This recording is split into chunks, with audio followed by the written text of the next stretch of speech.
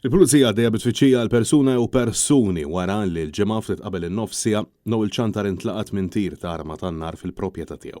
Kas seħħ barra r-residenza tiegħu f'wied ħażrun fil-limiti ta' assemblija bejn Ħaddingli u r-Rabat. Keliem l-Pulizija spjega li r-raġel li għandu 49 sena intlaqat minn tir ta' arma tan-nar fuq in-naħa ta' wara l-spaltu.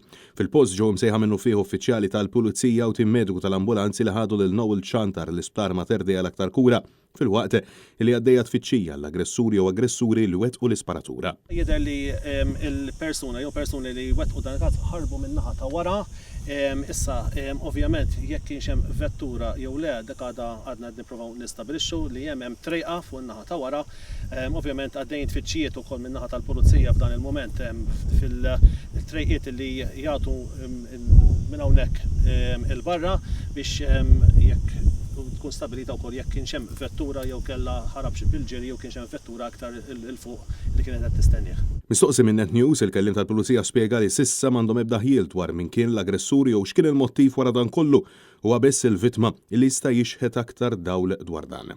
Il-vittma għatu jiġi mitkellem il-pulizija fl-isptar kif tistgħu tifhmu f'dan il-moment qiegħed jiġi operata allura il-pulizija ma jistgħux jitlu jkellmu ħalissa nittamaw li fil-ħin li ġej il-pulizija jkunu investigaturi bil-possibilità li jkellmuh u jagħti anke iktar dawl fuq min seta kienet il-persuna jew persuni li allegatament sparaw fuqu. Fil-waqt li r-raġel kien iċċertifikat li ġarrab ġrieħi serji u jinsab fil-periklu tal-mewt, il-Pulizija ħeġġew lil kull min għandu x'informazzjoni dwar il-każ biex jgħaddija minnu fih anke b'mod anonimu.